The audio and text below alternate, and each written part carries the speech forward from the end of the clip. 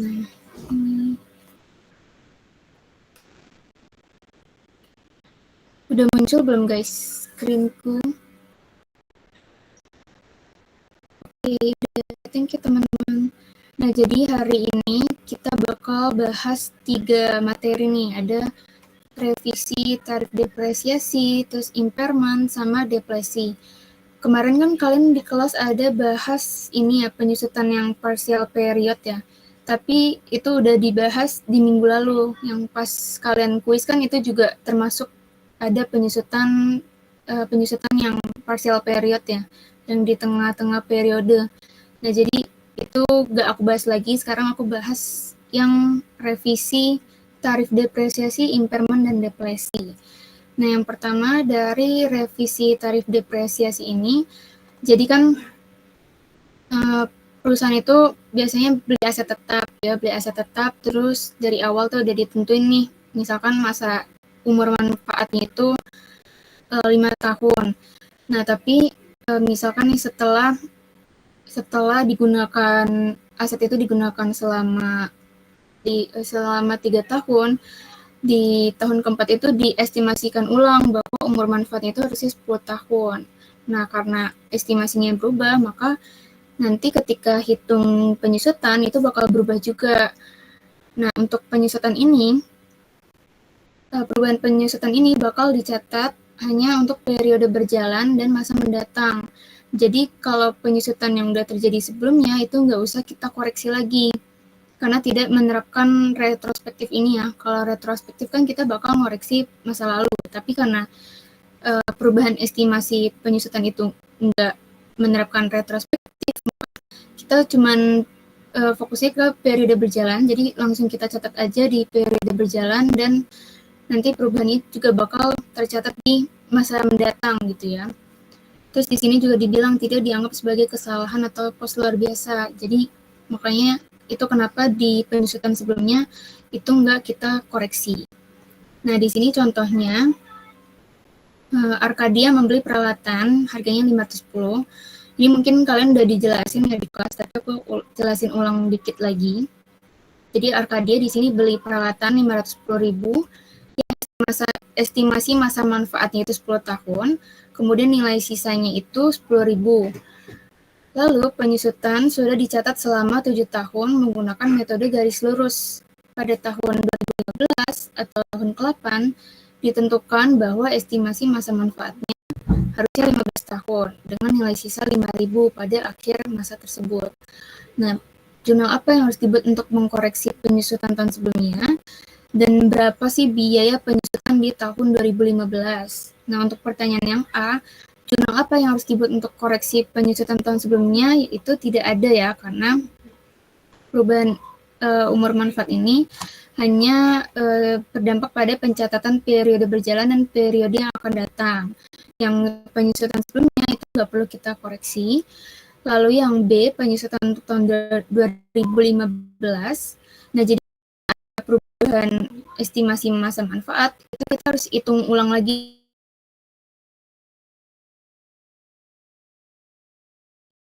berapa nilai buku peralatan pada tahun ke-7 ya, di tahun 2014, karena kan tahun ke-8-nya itu adalah 2015, jadi tahun ke-7-nya pasti 2014. Nah, di sini kita udah ada harga perolehannya 510, nilai sisanya 10.000, umur manfaatnya 10. Beban depresiasi per tahunnya, harga perolehan dikurangi nilai sisa, bagi umur manfaatnya. 510 kurangin 10.000 terus dibagi 10, dapat nih penyusutan per tahunnya 50.000. Nah, karena ini depresiasinya udah berjalan 7 tahun, maka tinggal beban depresiasi dikali 7 tahun. Maka kita bisa hitung nilai buku peralatan tahun 2014, yaitu harga perolehannya 510 ini tadi ya, dikurangin sama akumulasinya 350.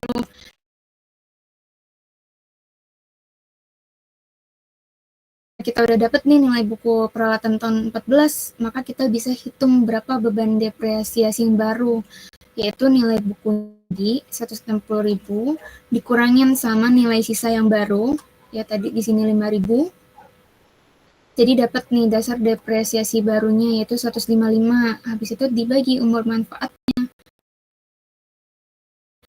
Jadi di tahun 15 kita catat beban besar 19.000 ini dan akumulasi depresiasi 19.000.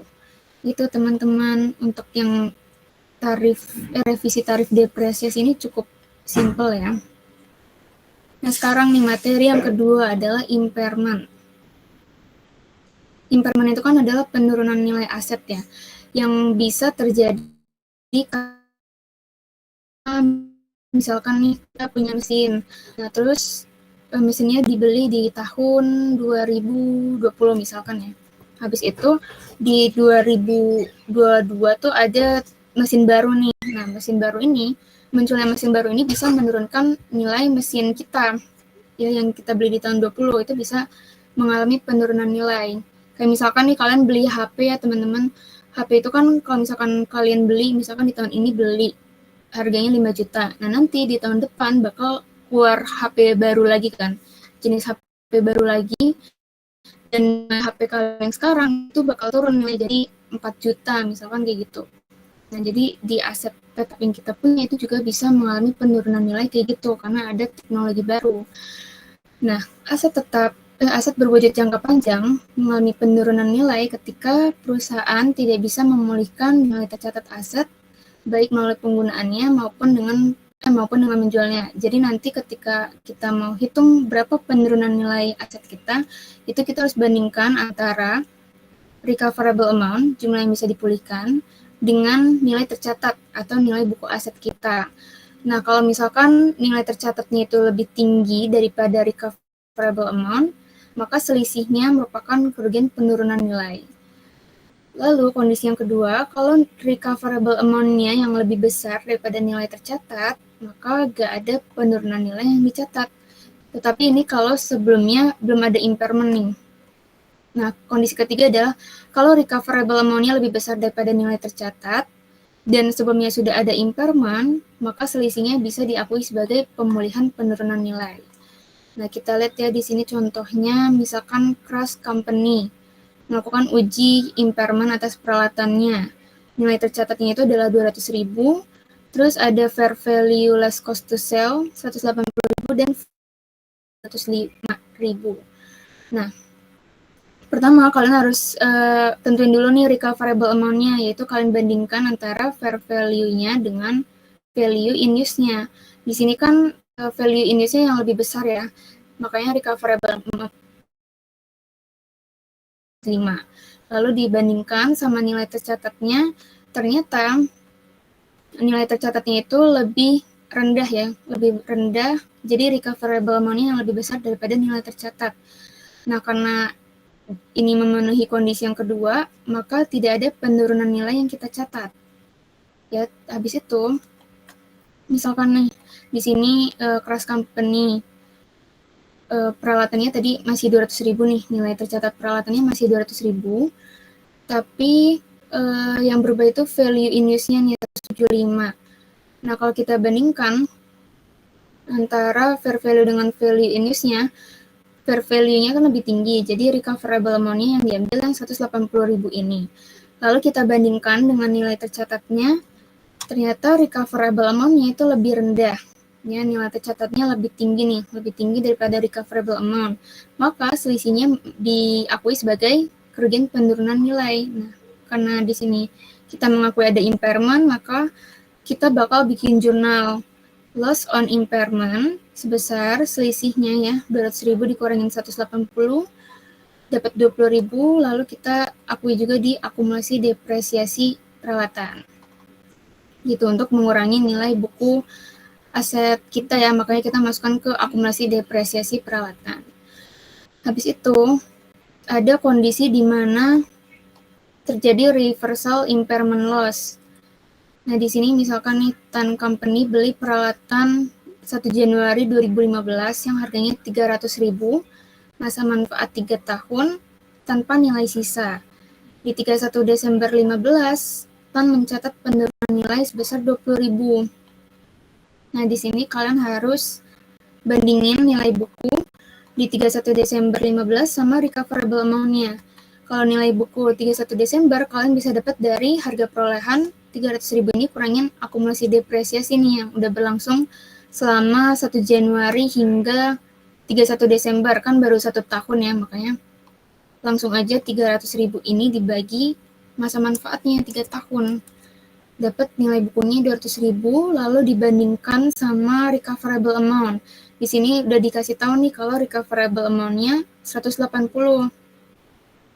Nah, karena nilai bukunya lebih besar daripada recoverable amount-nya, maka kita mencatat adanya kerugian penurunan nilai, yaitu loss on impairment pada akumulasi depresiasi 20.000. Habis itu, nah kalau misalkan kita udah melakukan impairment nih pada aset kita, kita harus hitung ulang lagi nih beban depresiasi aset kita yang baru tuh berapa. Dari nilai buku 31 Desember 15 ini, sebelum impairment 200.000, terus dikurangin sama akumulasi depresiasi ini ya. Dari impairment 20.000, jadinya nilai buku kita setelah impairment adalah 180 ini.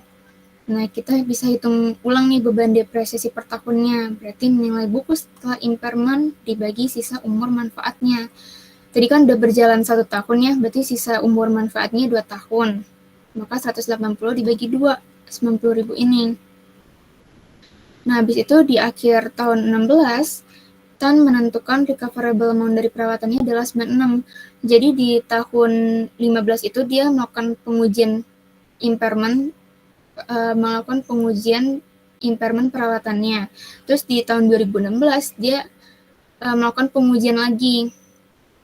Nah, di sini ditentuin recoverable amount-nya adalah 96.000. Tadi kan kita udah dapet ya nilai buku setelah impairment itu 180. Terus beban depresiasi 2016 udah dapet nih 90.000 ini. Nah, maka nilai buku 31 Desember 16-nya adalah 90.000. Habis itu kita bandingkan sama recoverable amount 2016, yaitu 96.000 ini. Dapat selisihnya 6.000. Nah, karena recoverable amount-nya lebih besar, kita bisa lihat nih kondisi yang ini. Kondisi tadi itu memenuhi yang ketiga ini. Kalau recoverable amount lebih besar daripada nilai tercatat, dan sebelumnya udah ada impairment, maka selisihnya diakui sebagai pemulihan penurunan nilai atau recovery of impairment loss ya. Jadi selisihnya itu kita bakal akui sebagai recovery of impairment loss ya, di kredit. Terus kita tinggal ngebalik aja sih jurnal yang kerugian penurunan nilai kan akumulasinya di kredit. Nah, kalau ini di debit gitu. Kayak gitu teman-teman untuk materi impairment. Nah, sekarang yang ketiga adalah depresi. Aku bahas semua materi dulu ya teman-teman, baru nanti kita tanya jawab. Nah, untuk depresi ini, depresi itu mirip ya teman-teman sama penyusutan, sama amortisasi. Bedanya kalau penyusutan atau depresiasi itu kan untuk aset tetap. Nah, kalau amortisasi itu untuk aset tidak berwujud, kalau depresi itu untuk sumber daya mineral. Ya, jadi depresi itu adalah metode alokasi biaya perolehan sumber daya mineral secara sistematis selama proses ekstraksi. Nah, untuk menetapkan dasar depresi ini mirip ya sama di aset tetap kan kita harus menetapkan dasar depresiasinya dari harga perolehan dikurangi nilai sisa gitu kan. Nah, kalau untuk dasar depresi, kita harus perhatikan ada 3 jenis pengeluaran.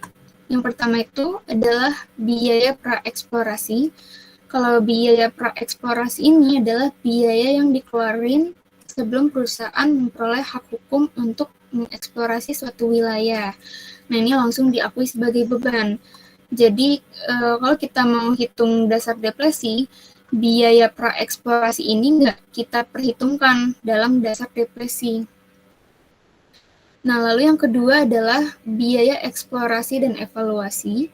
Ini adalah biaya akuisisi hak untuk eksplorasi, untuk studi, pengeboran eksplorasi, kayak gitu ya. Terus ada juga aktivitas mengevaluasi kelayakan teknis. Nah, biaya eksplorasi dan evaluasi ini juga sebenarnya nggak kita masukkan dalam perhitungan dasar depresi. Tetapi kalau misalkan kita udah dapat hak untuk mengolah lahan tambang. Kalau kita udah dapat haknya, maka biaya eksplorasi ini baru bisa kita masukkan ke perhitungan dasar depresi kita. Jadi kuncinya itu kita lihat apakah kita sudah dapat hak untuk mengolah lahan tambangnya. Kalau misalkan belum, maka ini tetap menjadi beban. Tapi kalau misalkan udah dapat, maka ini bisa kita masukkan untuk hitung dasar depresi. Jadi bisa dikapitalisasi ini. Nah, lalu yang ketiga adalah biaya pengembangan. Nah, kalau biaya pengembangan ini otomatis masuk ya ke dasar depresi. Tahap ini dimulai saat perusahaan yakin memiliki cukup cadangan mineral di dalam tanah sehingga produksi akan menguntungkan. Nah, biaya pengembangan ini ada dua bagian, ada tangible equipment cost, yaitu alat berat dan sarana transportasi yang dibutuhkan untuk mengekstraksi sumber daya dan mempersiapkannya ke pasar. Lalu ada intangible development cost. Ini kayak biaya pengeboran, pembangunan terowongan, kayak gitu ya. Nah, terus ada juga biaya pemulihan atau restoration cost.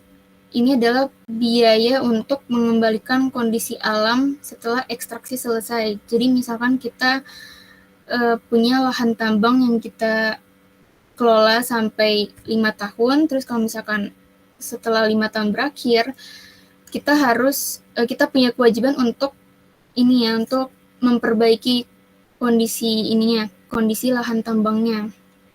Jadi kita punya kewajiban untuk mengembalikan kondisi lahan tambang kita ke kondisi, pokoknya tetap kondisinya itu jadi lebih baik gitu ya. Meskipun kita udah selesai ekstraksi, itu harus dibikin supaya gimana bilangnya? Ya jadi dipelihara gitu ya, dilakukan pemeliharaan supaya nanti lahannya itu bisa digunakan lagi setelah kita mengekstraksi gitu. Nah, jadi untuk biaya pemulihan ini itu juga bisa kita masukkan ke dasar depresi kita. Jadi nanti kalau di soal ada biaya pemulihan itu kita hitung ya teman-teman, kita masukkan dalam dasar depresi. Nah, cara menghitung biaya depresi ini, cara menghitung depletion cost ini adalah dengan menghitung depletion cost per unitnya dulu, yaitu total cost dikurangin nilai sisa, dibagi sama total estimasi unit yang bisa kita hasilkan, total estimasi yang bisa dihasilkan dari lahan tambangnya kita. Nah, habis itu kalau depletion cost, yaitu dari unit yang kita hasilkan selama periode berjalan kali cost per unit ini. Nah, di sini ada contoh nih. Maklit memperoleh hak untuk menggunakan 1.000 hektar lahan di Afrika Selatan untuk menambang perak. Biaya sewanya itu 50.000 dan biaya eksplorasi terkait lahan itu adalah 100.000. Biaya pengembangan intangible development cost-nya yang dikeluarkan untuk membuka tambang adalah 850. Maklit memperkirakan bahwa tambang tersebut akan menghasilkan sekitar 10.000 ons emas. Nah, di sini kita bisa hitung dulu nih dasar depresinya ya. Pertama hitung dulu total cost-nya, yaitu biaya sewa ini 50.000, terus biaya eksplorasi. Nih, jadi kan kita udah peroleh haknya ya, maka biaya eksplorasi ini bisa kita akui nih, bisa kita masukkan ke sini.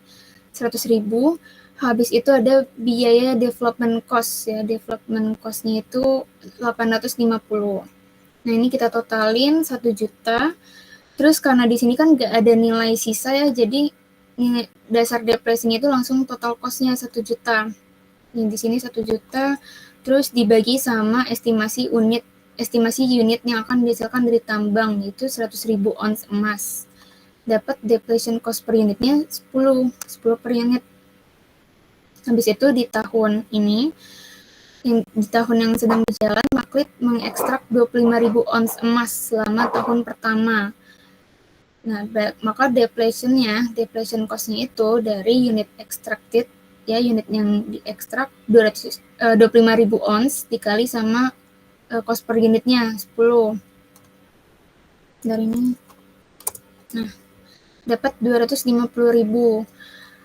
Maka kita bisa nih catat depletion cost-nya, kita masukkan ke inventory 250, lalu akumulasi depresinya 250.000 ini. Nah, kalau kita laporkan dalam laporan posisi keuangan, nanti ada ini tuh perak ya, harusnya bukan gold ya. Silver berarti, silver mine 1 juta. Dari sini harga perolehannya, terus dikurangin sama akumulasi depresi. Jadi nanti silver mine netnya ya, itu adalah 750.000 ini. Nah, untuk materi ini ada yang mau ditanyain, guys? Lalu aku tunggu nih. Adakah yang mau bertanya? Atau mungkin ada yang mau diulang nih, guys?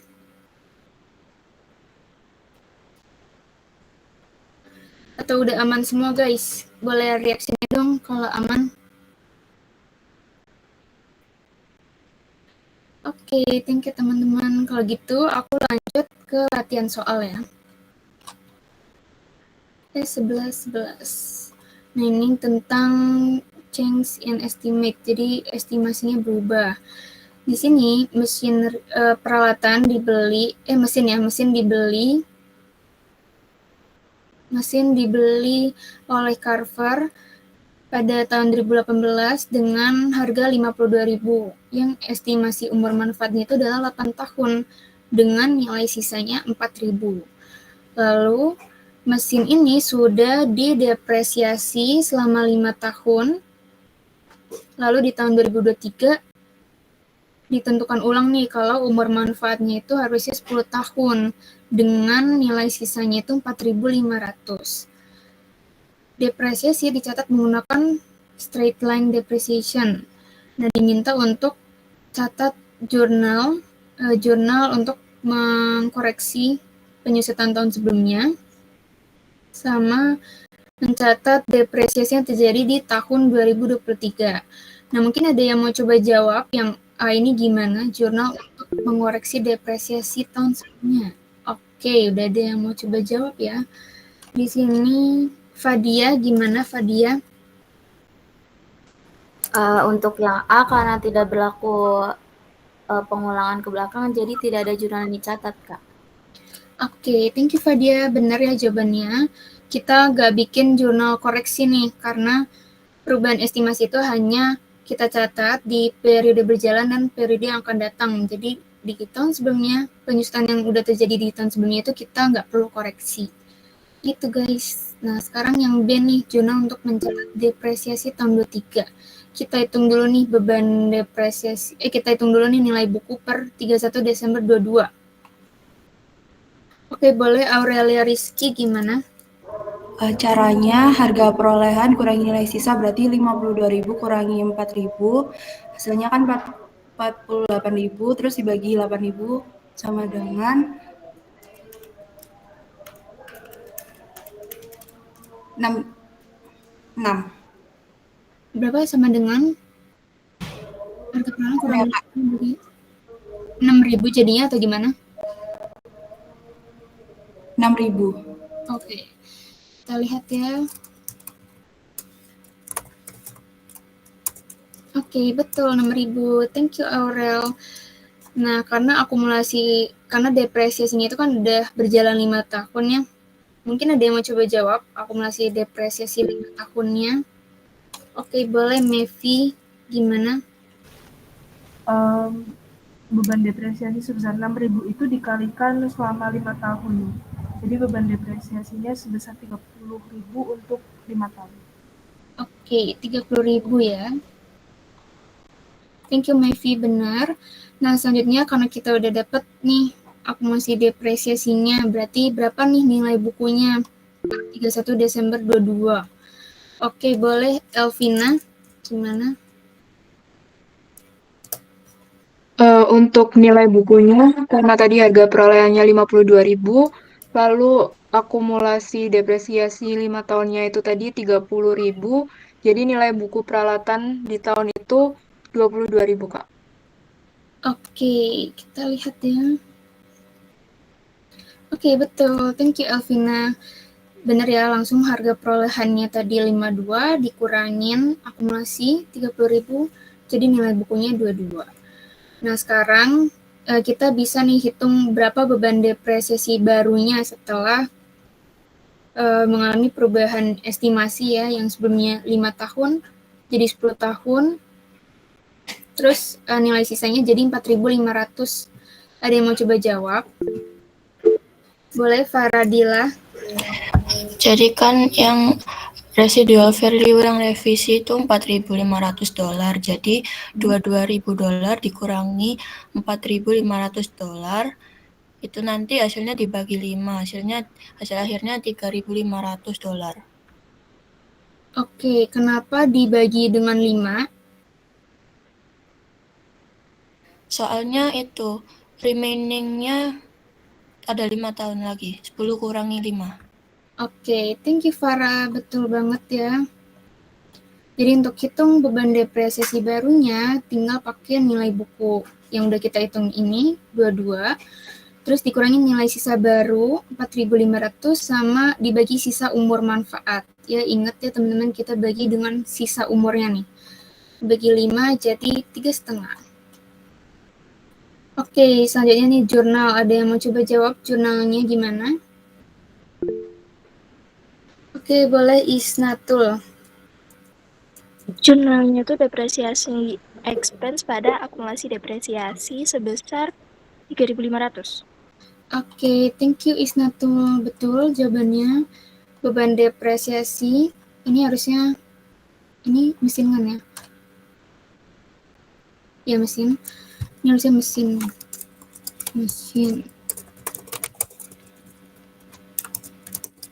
Oke, betul ya jawabannya langsung 3.500 ini. Oke, sekarang lanjut ya ke, oh ya, untuk soal yang ini ada yang mau ditanyain? Atau udah aman semua guys, boleh reaksinya? Selain Fadia, aman. Oke, selain Aurel. Oke, thank you teman-teman. Kalau gitu lanjut ya ke soal 11-18. Ini tentang impairment lumayan rumit nih. Oke, jadi di sini ada informasi informasi terkait peralatan milik Pujolspa ya di 31 Desember 22. Harga perolehannya yaitu 9 juta. Terus ada akumulasi depresiasi 1 juta, ada value in use 7 juta, sama fair value less cost of disposal 4.400.000. Ini sama aja sama fair value less cost to sell, itu sama aja. Nah, asumsikan Pujols akan melanjutkan penggunaan aset ini di masa depan. Jadi asetnya itu ditujukan untuk digunakan ya teman-teman. Nah, kalau ditujukan untuk digunakan, maka depresiasinya kita akan mengakui depresiasi, tapi kalau ditujukan untuk dijual, itu kita tidak perlu mengakui depresiasi. Nah, sampai dengan 31 Desember 22, peralatannya itu umurnya itu udah sisa 4 tahun. Pertama diminta untuk siapkan jurnal untuk mencatat penurunan nilai yang terjadi pada 31 Desember 22. Lalu yang B, buat jurnal untuk mencatat depresiasi tahun 23. Lalu yang C, recoverable amount-nya adalah recoverable amount peralatan untuk di 31 Desember 23 adalah 6 juta. Buatkan jurnalnya kalau misalkan diperlukan ya. Bentar, ini aku hapus dulu. Oke. Nah, kita mulai dari yang A dulu nih, untuk mencatat penurunan nilai perawatan pada 31 Desember 22. Nah, kalau kita mau hitung penurunan nilai, kita harus bandingin antara nilai buku dengan recoverable amount-nya. Maka di sini kita harus hitung dulu nih nilai bukunya. Ada yang mau coba jawab nilai buku perawatan 31 Desember 22? Oke. Selain Fadia, ada yang mau coba jawab dulu nggak? Ada teman-teman yang belum jawab sama sekali? Nilai bukunya itu kalian tinggal kurangin aja kok harga perolehan, kurangin dengan apa gitu. Di sini udah ada nih infonya. Ada yang mau coba jawab selain Fadia? Oke, boleh Amira ya, Amira Rizkia. Gimana Amira?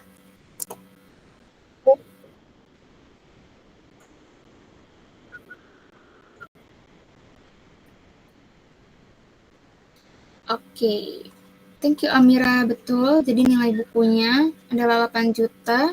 Terus kita nentuin nih recoverable amount. Tadi yang kayak udah aku jelasin ya, recoverable amount itu ditentuin dari membandingkan antara fair value ini dengan value in use. Nah, dia mau coba jawab gak? Gimana nih? Recoverable amount-nya jadinya berapa? Oke, boleh Gina. Gimana Gina? Maaf kalau salah ya Kak, boleh naik ke slide. Kan membandingkan fair value dengan value in use. Fair value-nya 4.400, value in use-nya 7.000. Jadi recoverable amount-nya yang digunakan yang 7.000. Oke, betul. Yang 7 juta ya, di sini 7 juta. Oke, thank you Gina. Betul ya, recoverable amount-nya. Karena yang lebih gede itu adalah value in use-nya, jadi kita pakai yang 7 juta. Ini jangan pakai ini. Nah, gini. Oke, selanjutnya kita bisa nih hitung impairment. Jadi kita bandingin nilai buku sama recoverable amount-nya. Oke, boleh Nafisatul. Itu dari nilai bukunya yang senilai 8 juta dikurangi recoverable amount-nya itu 7 juta, jadi 1 juta Pak. Oke, jadi 1 juta ya. Thank you Nafi. Betul ya, impairment-nya 1 juta. Karena nilai bukunya itu lebih besar dari jumlah yang bisa dipulihkan, maka penurunannya itu cuma 1 juta aja nih guys. Nah, jurnalnya ada yang mau coba jawab? Oke, Zahra Fibri gimana? Jadi jurnalnya itu impairment loss pada accumulated depreciation sebesar 1 juta. Oke, thank you. Betul jawabannya loss on impairment atau impairment loss 1 juta. Terus kita juga catat akumulasi depresiasi sebesar 1 juta. Nah, sekarang diminta untuk buat jurnal untuk mencatat beban depresiasi di tahun 23. Nah, karena di tahun 22 itu kita ada impairment. Ya, kalau ada impairment, maka kita harus menghitung ulang beban depresiasi per tahunnya itu berapa. Nah, di sini kita harus hitung ulang beban depresiasi. Ada yang mau coba jawab gak? Gimana hitung ulang nih beban depresiasinya? Ayo guys, hitung ulang beban depresiasinya, maka kita perlu nih nilai buku di 31 Desember 22 setelah impairment itu berapa? Ayo guys, ada yang mau coba jawab? Tentuin dulu nih nilai buku sebelum impairment-nya berapa. Oke, boleh sebentar. Sebelum itu, apakah ada yang mau coba jawab? Yang belum jawab nih guys. Sebelum aku kasih ke Gina. Aku tunggu 3 detik nih. 1, 2, 3.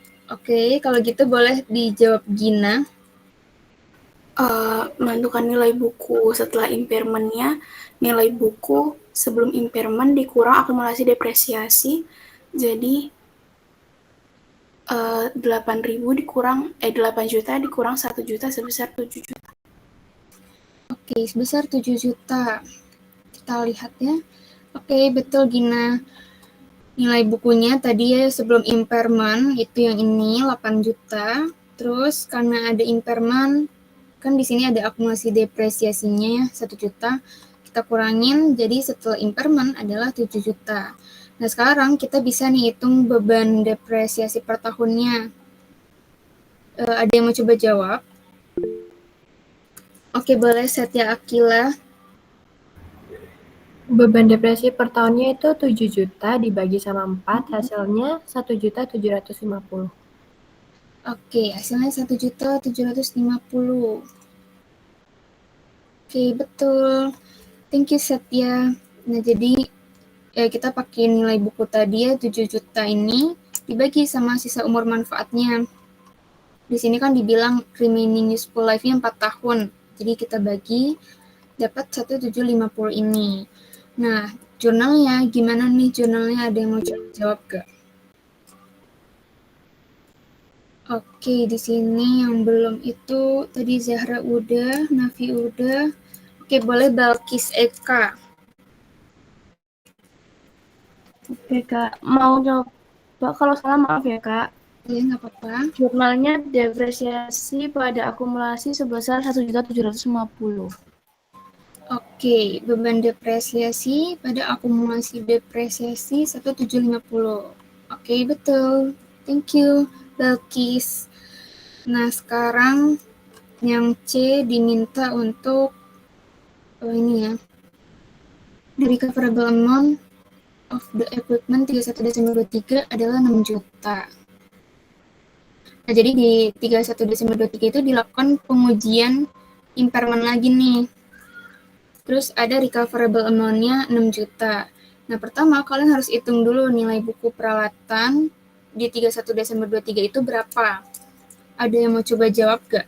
Gimana nih nilai buku 31 Desember 23? Oke, boleh Mevi Isna. Gimana? Kalau salah, maaf ya Kak, boleh minta tolong ke atas. Oke.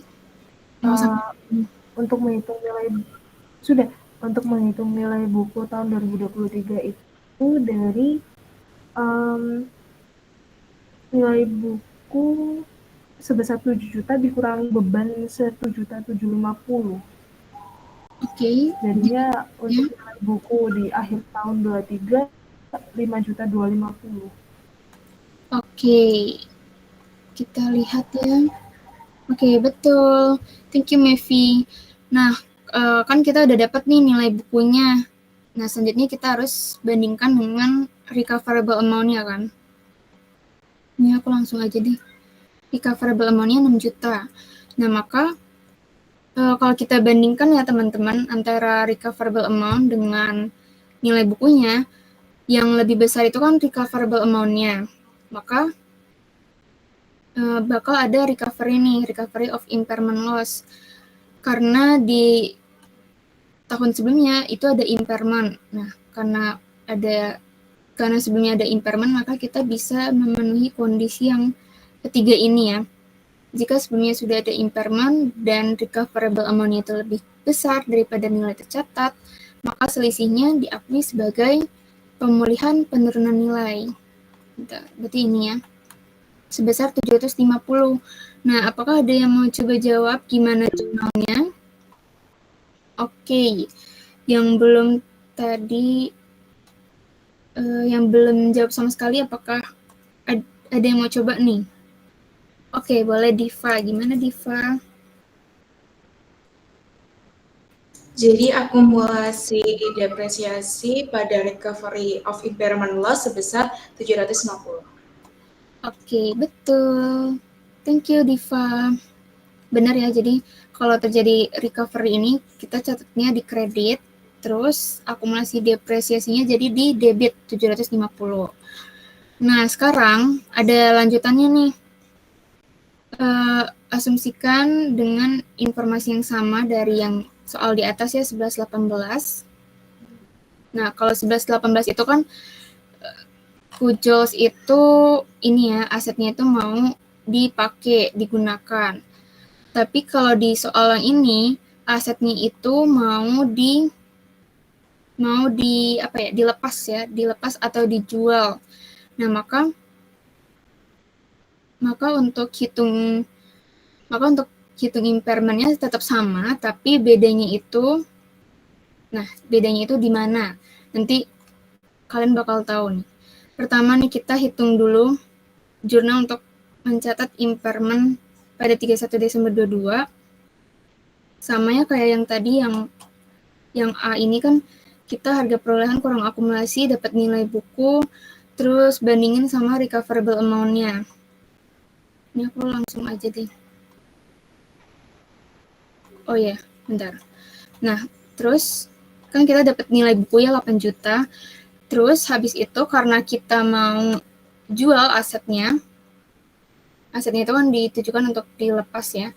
Maka recoverable amount yang kita pakai adalah yang fair value less cost of disposal ini, yang 4.400.000. Jadi kita udah nggak lihat value in use-nya.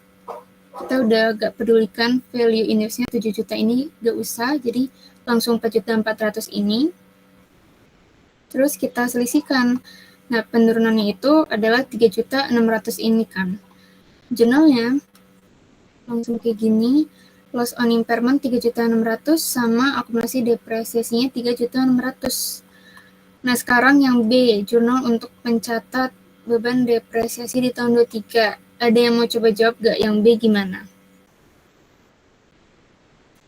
Ayo guys, tadi sempat aku sebut nih, kalau asetnya mau dijual, itu perlakuannya gimana, kalau mau dipakai itu gimana? Ayo guys, gimana untuk soal yang B ini?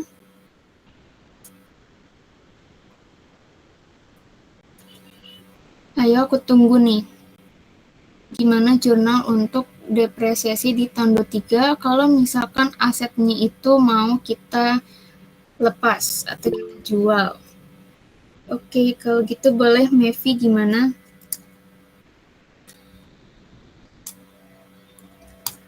Halo Mevi? Iya Kak. Kalau salah mohon maaf ya Kak. Iya, gak apa-apa. Untuk jurnal depresiasi itu ketika asetnya mau dijual tidak perlu dibebankan depresiasi. Oke, betul banget. Tidak ada jurnal yang perlu direcord. Ya, betul. Thank you, Mevi. Jadi, karena asetnya kita mau jual, maka tidak ada penyusutan yang kita akui ya. Penyusutan itu diakui ketika asetnya itu mau kita pakai, digunakan untuk operasional. Itu baru kita mengakui penyusutan. Sekarang yang C itu ada informasi kalau asetnya itu belum dijual sampai 31 Desember 23. Terus ada info tentang nilai wajar dari peralatan itu adalah 5.100.000 dan diekspektasikan bahwa biaya untuk melepaskan aset itu adalah 20.000. Nah, pertama kita harus hitung dulu nih nilai buku per 31 Desember 22 setelah impairment. Ada yang mau coba jawab? Kayak cara-cara sebelumnya aja teman-teman.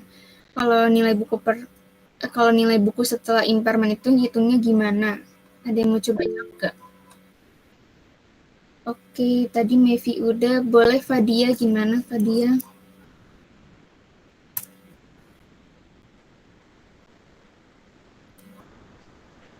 Halo Fadia. Halo Kak, tapi mungkin kalau salah maaf ya Kak. Ya, nggak apa-apa. Jadi harga perolehannya itu dikurangi dengan impairment. Jadi harga bukan nilai bukunya 8 juta dikurangi dengan impairment sama dengan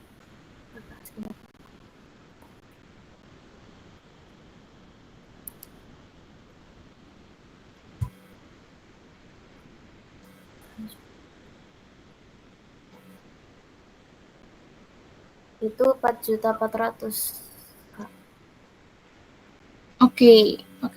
Tadi nilai bukunya 8 juta, terus dikurangin 3.600.000 ya. Oke, jadi kita lihat. Ya benar, nilai bukunya 4.400.000. Ya, nilai buku sebelum impairmentnya 8 juta, dikurangin impairmentnya dari sini, maka dapat nih nilai buku setelah impairmentnya 4.400.000. Nah, sekarang kita perlu hitung berapa fair value, berapa nilai wajar dikurangi dengan cost of disposal. Tadi fair value di soalnya itu di sini ada berapa, terus dikurangin cost-nya berapa. Nah, ada yang mau coba jawab gak? Berapa fair value less cost of disposal-nya? Tinggal dikurangin aja kok, guys. Oke, boleh Gina? Fair value-nya sebesar 5.100.000 dikurang 20.000. Oke, hasilnya? Hasilnya 5.080.000. Oke, thank you Gina. Betul ya, fair value tadi 5.100.000 kurangin cost disposalnya 20.000, jadi dapat nih 5.080.000. Nah, 5.080.000 inilah yang menjadi recoverable amount-nya, karena kan aset kita mau dijual ya, jadi langsung aja pakai fair value less cost of disposal-nya untuk recoverable amount-nya. Nah, sekarang kita hitung impairment. Ada yang mau coba jawab gak gimana impairment-nya? Oke, selain Mevi ada yang mau coba jawab dulu nggak? Mevi udah menjawab 3 kali nih. Ayo teman-teman untuk hitung impairment-nya, tinggal bandingin nilai buku dengan recoverable amount-nya. Ayo, ada yang mau coba jawab? Ayo teman-teman, aku tunggu nih. Yang belum jawab sama sekali nih. Kalau salah tetap aku hitung kok guys partisipasinya. Oke, belum ada ya. Kalau gitu, oke boleh Elvina. Gimana Elvina? Oke, Kak, mau coba jawab, tapi kalau salah maaf ya, Kak. Jadi untuk hitung impairment-nya itu nilai buku nilai buku yang sebesar 4.400.000 dikurangi recoverable amount. Oh, mohon maaf Kak, nggak jadi. Oh, nggak apa-apa, coba lanjut dulu. Tadinya aku pikir yang 4.400.000 itu dikurangi 5.080.000 itu, Kak. Bener kok, kan bandingin nilai buku sama recoverable amount-nya. 4.400.000. Oh iya. Oke, jadi karena lebih besar recoverable amount-nya, berarti 5.080.000 dikurangi 4.400.000. Hasilnya 680.000, Kak. Hasilnya berapa? Aku kurang dengar. 680.000. Oke, kita lihat 680. Betul ya, jadi kita bandingin nih recoverable amount sama nilai bukunya. Nah, karena recoverable amount-nya itu lebih besar, maka ada recovery-nya. Ya, jadi 680.000 ini menjadi nilai pemulihannya. Nah, ada yang mau coba jawab gimana jurnalnya? Yuk, oke. Zahra Fibri boleh. Jurnalnya akumulasi depresiasi pada recovery of loss impairment-nya sebesar 680. Oke, thank you Zahra. Betul ya, 680 di akumulasi depresiasi sama recovery of loss and impairment. Oke, untuk soal ini ada yang mau ditanyain? Ayo teman-teman, apakah ada yang bingung? Ya boleh Amira.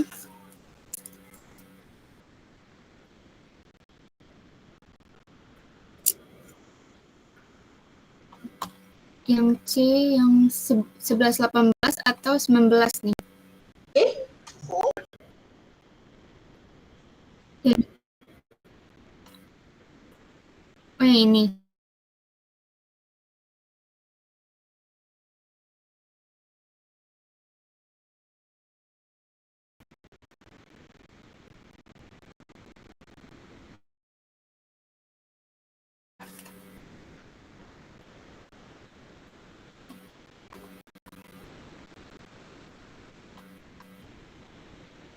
Halo Amira, lagi gangguan ya kayaknya.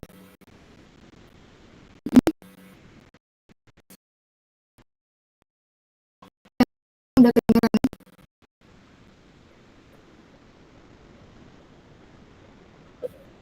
Oh iya, 6 juta ini ada di soal ini ya. Udah dikasih tahu recoverable amount-nya adalah 6 juta ini. Gimana Amira? Oke, sama-sama.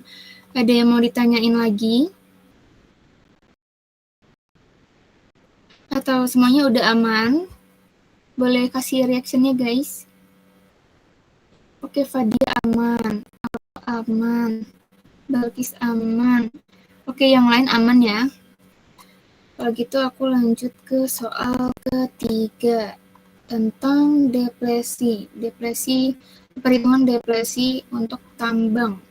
Nah, jadi Hendrik Mining nama perusahaannya, dia membeli tanah 250. Jadi tanah yang dia beli itu adalah tanah untuk tambang ya, teman-teman. Nah, diestimasikan bahwa dari lahan tambang itu dia bisa kira-kira bisa dapat 60.000 ton.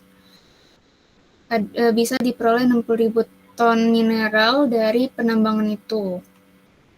Habis itu, bentar.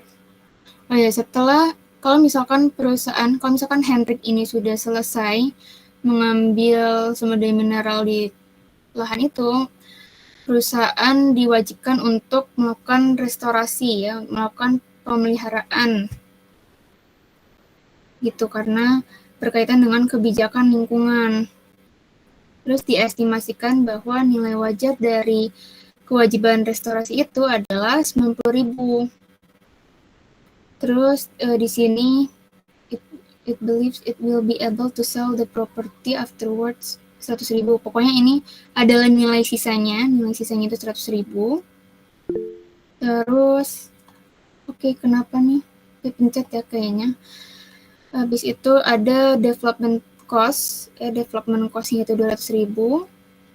Lalu di sini ada juga di tahun 22 mineral yang diambil adalah sebanyak 30.000 ton.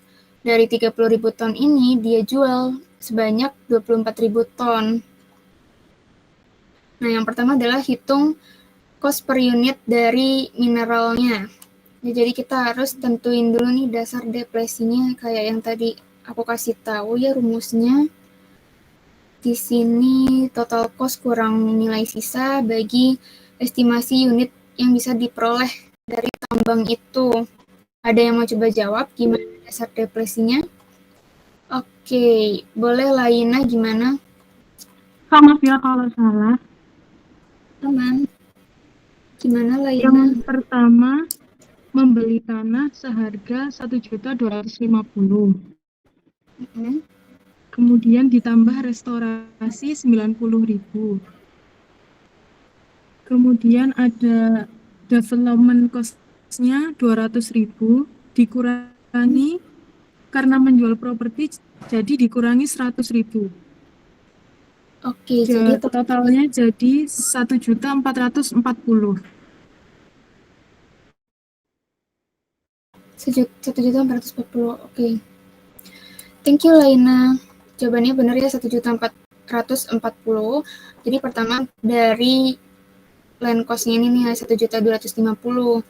Terus karena ada biaya restorasi yang di sini kan tadi aku bilangnya kalau biaya pemulihan itu menjadi bagian dari dasar depresi, maka di sini kita tambahin 90.000. Habis itu development cost juga masuk ke perhitungan dasar depresi 200.000 dari sini ya. Habis itu karena ada nilai sisa 100.000, maka kita kurangkan. Jadi total cost-nya jadi dasar depresinya adalah 1.440.000 ini. Nah, selanjutnya kita hitung cost per unit. Ada yang mau coba jawab gak? Gimana nih? Selain Laina, ada yang mau coba jawab? Ayo, cost per unitnya tuh kita tinggal ini nih. Iya ya, depletion cost per unit. Total cost kurang residual value dibagi estimated unit available. Kalau gitu boleh lainnya lagi boleh gimana? Cost per unitnya. Jadi total cost-nya itu 1.440.000 dibagi 60.000. Hasilnya 24 per ton. Oke, 60.000 dibagi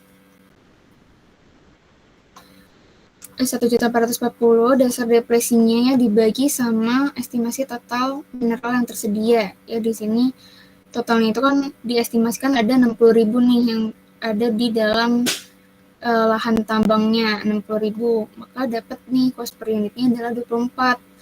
Habis itu yang B diminta untuk hitung berapa sih inventory di 31 Desember 22.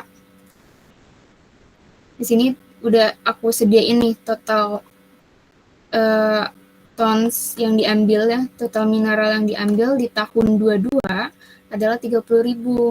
Habis itu perusahaan jual 24.000 ton, maka sisa persediaannya adalah 6.000. Nah, gimana nih kalau kita mau ngitung nilai persediaannya?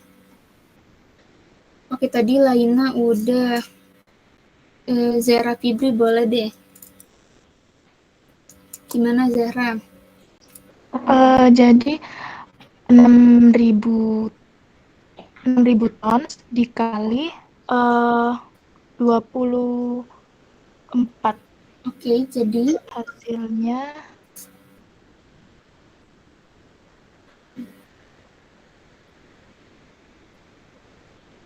144.000, Kak. 144.000. Oke, kita lihat ya. Oke, betul. Thank you Zahra.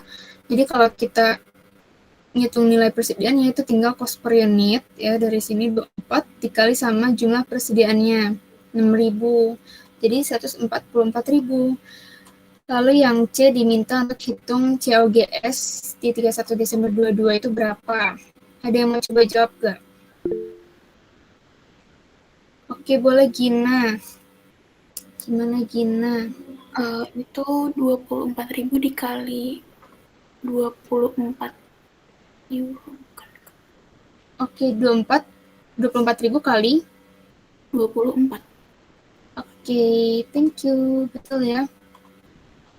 Jadi jawabannya 576 dari cost per unit dikali sama total unit yang kita jual. Jadi kalau ngitung COGS kan kita fokusnya ke berapa unit yang terjual ya. Jadi biaya untuk barang yang terjual itu adalah 24 cost per unitnya dikali sama yang udah terjualnya. Jadi 576. Habis itu udah sih. Nah, mungkin ini aku coba sedikit menjelaskan yang 1123 ini. Bentar deh. Bentar ya teman-teman, aku coba. Karena waktunya masih cukup, jadi aku mau minta teman-teman untuk jawab. Wait ya, aku siapin dulu nih.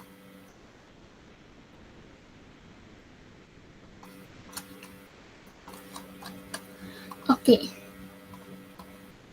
Aku izin share screen lagi. Nah. Udah muncul lagi kan guys? Oke, sekarang kita lanjut ke 1123.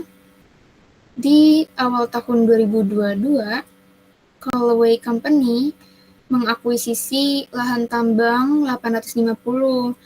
Terus dari 850.000 ini ada nilai tanah 100.000 ya. Jadi dari 850.000, 100.000-nya itu merupakan nilai tanah. Jadi terpisah nih, dia ada memisahkan nilai tanah dan nilai tambangnya. Terus dari survei yang dilakukan, diperkirakan ada sebanyak, ini tuh tambang emas ya kayaknya, ada sebanyak 12 juta unit emas. Terus ada biaya development cost 170.000. Habis itu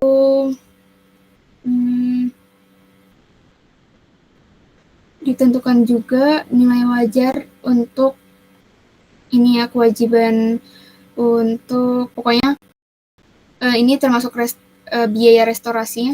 Biaya restorasinya itu 40.000. Lalu di tahun 22 ada 2.500.000 unit yang dihasilkan, yang diekstraksi dari lahan tambangnya, dan 2.200.000-nya itu dijual. Jadi dia kan dapat nih di tahun 22 2.500.000 unit. Dari 2.500.000 ini yang terjual adalah 2.200.000. Nah, sekarang diminta untuk hitung total depresi tahun 2022 sama hitung beban di tahun 2022 terkait dengan COGS-nya. Nah, pertama nih kita hitung depresi untuk tahun 22 dulu. Dimulai dari hitung total cost. Ada yang mau coba jawab gak? Gimana hitung total cost-nya? Oke. Farah boleh? Gimana Farah? Buat ngitung total amount of depletion 2022-nya, $850.000 ditambah $170.000 ditambah $40.000 dikurangi $100.000 dibagi 12 juta. Itu hasilnya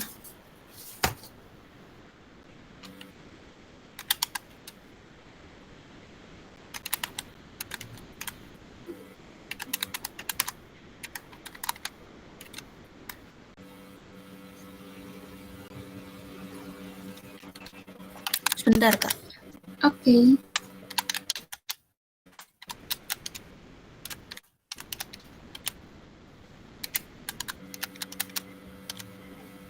$0,08 depletion per unit. Oke, jadi udah langsung cost per unitnya ya. Oke, thank you. Tadi yang jawab adalah siapa tadi yang jawab? Faradila. Oke, thank you Farah. Kita tunjukkan. Oke, jadi benar ya untuk hitung total cost pertama dari nilai tambang ini 850.000, tambahin sama development cost-nya 170, terus tambah juga biaya restorasinya ini 40.000. Lalu kita perlu kurangin nih land value-nya tadi 100.000 karena di sini dia misahin nih antara nilai tambang sama nilai tanah. Jadi karena dia misahin maka anggapannya nilai tanah ini di luar dari nilai tambangnya ya. Jadi harus kita keluarin nih 100.000-nya.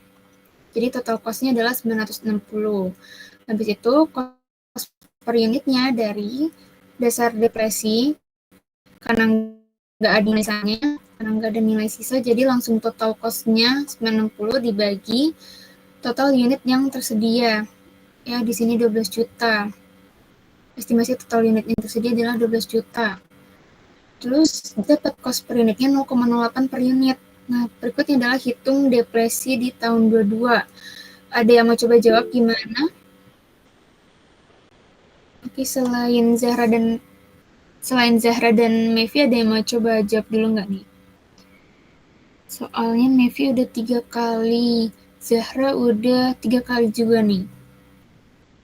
Ayo guys, ada yang mau coba jawab? Yang belum jawab sama sekali nih.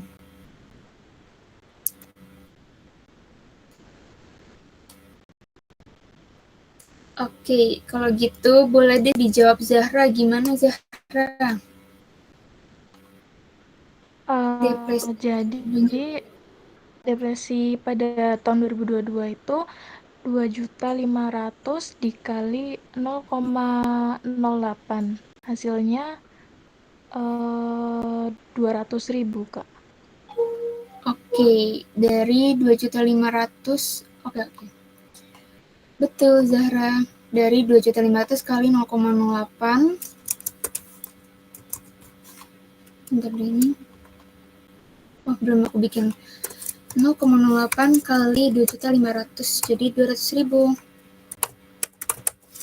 Nah, sekarang hitung COGS-nya nih teman-teman. Ada yang mau coba jawab? Oke. Kita lihat tadi Kina udah 4 kali. Laina 2 kali. Oke, boleh Laina gimana? COGS tahun 22-nya nih. Dari 2.200 dikali 0,08. Jadi ya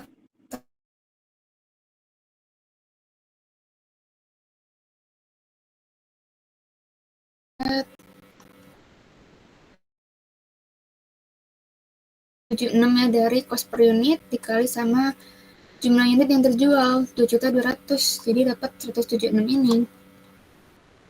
Untuk soal yang ini ada yang mau ditanyain? Ayo guys, apakah ada yang mau ditanyakan? Atau udah aman?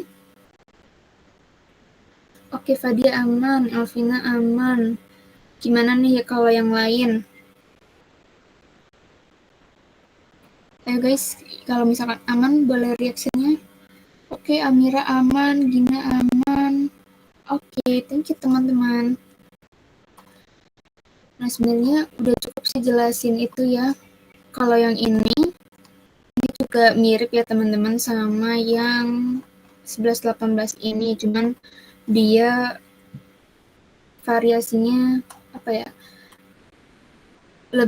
Pertanyaannya lebih singkat ya. Kalian bisa lihat aja perbedaannya nanti. Kalau di sini tuh ya sama aja sih sebenarnya soalnya. Antara 11-18, kalau 11-18 kan ini dia cuman aset itu ditujukan untuk digunakan. Terus 11-19 itu kan untuk dijual. Kalau yang ini dia langsung nih, gimana kalau misalkan dijual, terus gimana kalau misalkan digunakan, gitu aja teman-teman. Nanti kalian bisa lihat ya. Ada yang mau ditanyain lagi guys? Oke. Kalau gitu aku coba panggil teman-teman tadi yang udah jawab ya. Udah jawab dan bertanya. Tadi itu ada Fadia, Aurelia Rizky, Mevi Isna, Elvina, Faradila, Isnatul, Amira, Gina, Nafisatul, Zahra Fibri, Satya Akila, Balkis Eka, Diva Mailindia, sama Laina. Nah, ada nggak yang udah jawab tapi belum aku panggil? Oke, nggak ada ya teman-teman. Kalau gitu, aku cukupkan teman-teman pas kita hari ini. Makasih banyak udah bertanya, udah jawab juga tadi. Selamat beristirahat guys. Nanti ini aku upload ya di Drive.